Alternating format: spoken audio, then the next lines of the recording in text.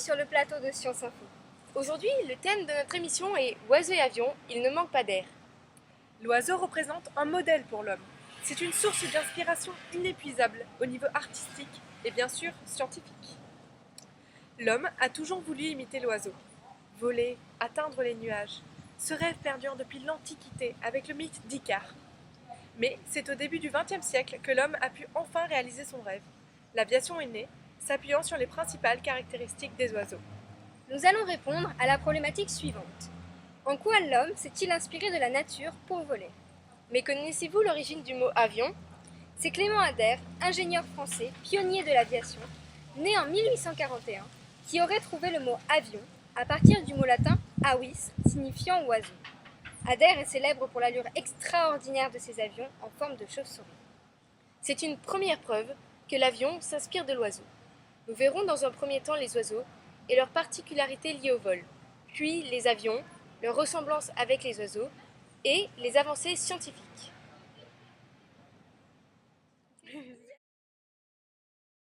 Mais Mao, en fait, c'est quoi un oiseau? Un oiseau est un vertébré ovipare qui respire par des poumons. Vous ne devez sûrement pas savoir qu'il existe 8800 espèces d'oiseaux dont la classification n'est pas encore bien fixée. Leur taille varie autant que leur aspect. Cela va de 5-6 cm pour le colibri actuel à plus de 2 mètres et 150 kg pour l'autruche. Tout oiseau possède des membres Postérieur, destinés à la marche ou à la chasse, cela dépend de l'oiseau, et des membres antérieurs qui sont, vous le devinez, ses ailes.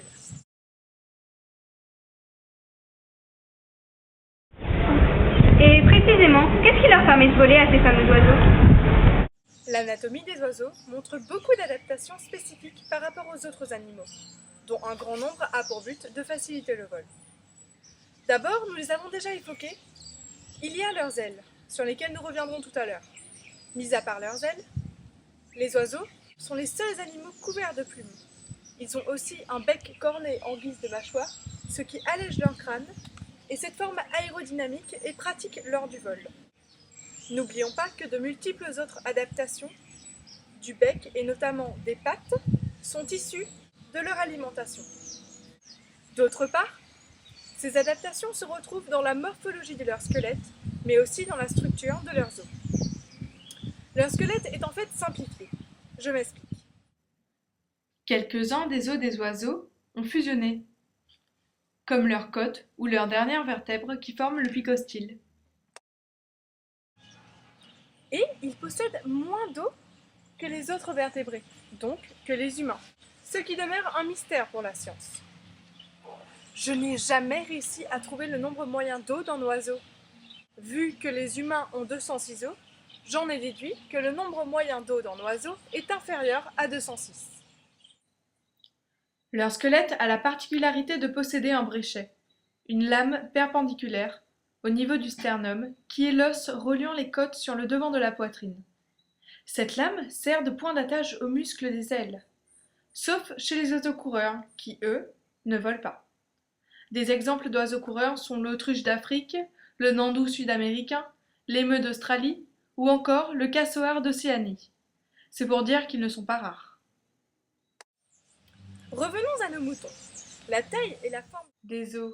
d'un oiseau diffèrent en fonction de son mode de vie. On retrouve comme exemple le sternum. Il est plus important que la normale des vertébrés lorsque l'oiseau vole bien, tandis qu'il peut n'être presque pas présent lorsque l'oiseau ne vole pas. Les oiseaux coureurs. La taille et la forme des os d'un oiseau diffèrent en fonction de son mode de vie. Prenons comme exemple le sternum. Il est plus important que la normale des vertébrés chez un oiseau qui vole bien, tandis qu'il peut ne pas être présent lorsque l'oiseau ne vole pas. Prenons comme exemple les oiseaux coureurs.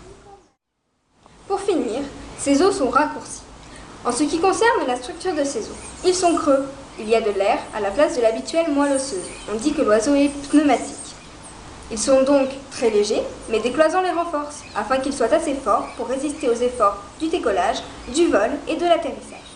Ainsi, le rapport légèreté-résistance de l'oiseau est supérieur à celui des autres vertébrés et lui permet de voler sans risquer de casser les os avec la force de ses battements.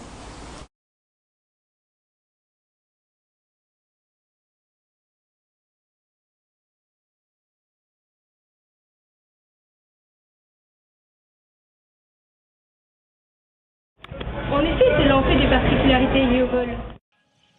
Mais ce n'est pas tout. Ces muscles sont spécifiques aussi. Les plus développés sont ceux qui relèvent et abaissent les ailes. Il y a les grands pectoraux et le supracoracoïdal. En fait, les autres muscles ne sont pas très développés. Vous le remarquez à la démarche et les gestes imprécis d'un oiseau à terre. Évidemment, c'est différent pour les oiseaux coureurs. Quant aux plumes, elles sont essentielles. Elles ont un rôle d'isolant en protégeant la peau de l'eau et servent à sentir l'ascendance lors des vols. Il y a plusieurs catégories de plumes et chaque catégorie a une fonction. Les plumes de l'aile ont la spécificité d'être plus grandes que les autres plumes des autres parties du corps, sauf de la queue. Ces plumes de l'aile sont les rémiges, primaires et secondaires. Les plumes de la queue, nommées rectrices, sont très importantes. Elles assurent la stabilité, indispensable pendant les virages. Et puis, les oiseaux ont des alules, qui sont un ensemble de petites plumes participant au vol plané. Il est temps de revenir aux ailes. C'est tout de même le premier atout d'un oiseau. La forme de l'aile a-t-elle une influence sur le vol de l'oiseau? Prenons ce schéma d'une aile d'oiseau. Vous verrez plus tard qu'il est similaire à celui d'une aile d'avion. Le passage de l'air ainsi que les forces exercées par l'air sur l'aile sont représentées par les flèches. L'aile d'oiseau est bombée vers le haut, ce qui oblige l'air à passer plus vite au-dessus de l'aile qu'au-dessous. Ainsi, grâce au principe de Bernoulli qui dit que la pression et la vitesse varient en sens inverse, nous voyons que la pression de l'air est plus basse au-dessus de l'aile, là où l'air passe le plus vite. Il se crée donc une dépression, ici, qui attire l'aile vers le haut. C'est la portance. Elle est améliorée par la présence des rémiges secondaires. Les autres forces qui s'exercent sur un oiseau en vol sont les mêmes que celles qui s'exercent sur un avion. Vous les verrez plus tard avec Madeleine. Vous voyez donc que cette forme, propre à l'aile de l'oiseau, est l'outil le plus important pour son vol. À présent, parlez-nous des vols de l'oiseau. Le vol de l'oiseau ne finira pas de provoquer étonnement et admiration à ce que je vois. Il existe en fait différentes manières de voler. Elles vont du vol stationnaire au vol battu, en passant par le vol à voile et le vol plané. Il faut savoir qu'un oiseau n'utilise pas qu'un seul type de vol. Le vol stationnaire, emprunté par le colibri ou le faucon cresserelle, consiste à rester sur place, soit en battant des ailes, soit à l'aide du vent. Le vol battu se distingue par les ailes qui rament de manière constante. Le vol de l'oiseau prend une forme fuselée qui améliore l'aérodynamisme et limite ainsi les dépenses d'énergie. Cependant, ce vol consomme infiniment plus d'énergie que les vols à voile et plané. Lorsque les ailes descendent, l'oiseau utilise toute la surface disponible pour s'appuyer sur l'air. Alors, les plumes de l'aile se serrent pour optimiser la surface et laisser passer le moins d'air possible. Quand les ailes remontent, elles se replient le long du corps de façon à ce que la surface de l'aile n'offre pas de résistance à l'air. Pour minimiser les frottements avec l'air, les plumes situées au bord de l'aile s'écartent et laissent ainsi passer l'air. Toutes les espèces pratiquent le vol battu pour décoller, atterrir ou rejoindre une colonne d'air ascendant.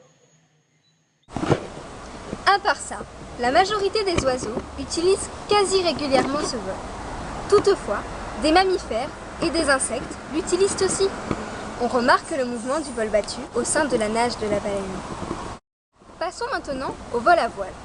Ces adeptes sont des oiseaux possédant une grande envergure, des ailes larges et longues comme la cigogne blanche, la mouette ou même l'albatros. Lors de ce vol, l'oiseau se fait porter par les courants aériens ascendants, ou thermiques, ou mécaniques, qui lui permettent de prendre de l'altitude. Souvent, les oiseaux pratiquant le vol à voile pratiquent aussi le vol plané. Planer sans effort à grande hauteur sur des courants ascendants répond à la nécessité pour ces oiseaux de pouvoir examiner une vaste portion de terrain à la recherche de nourriture. En outre, ils optent pour le vol plané lorsqu'ils sont fatigués. C'est un moyen pour eux de se reposer quelque peu en interrompant leur activité musculaire. Avec ce vol, ils n'ont pas besoin d'actionner leurs ailes pour assurer une force de propulsion optimale. Quant aux rapaces et aux autres oiseaux de proie, ils sont prévoyants. Ils planent pour économiser leur énergie. En revanche, les colibris, qui battent des ailes à un rythme effréné, dépensent énormément d'énergie. Leurs ailes arrondies et plutôt courtes sacrifient la vitesse et la portée au bénéfice d'une remarquable capacité de manœuvre et de précision. Le faucon pèlerin et l'aubereau sont aussi des oiseaux au vol rapide. Ils ont des ailes étroites et pointues, voire en forme de faucille, pour permettre une meilleure pénétration dans l'air. Le canard, par exemple, vole droit devant et rythme le battement de ses ailes afin de maintenir sa vitesse.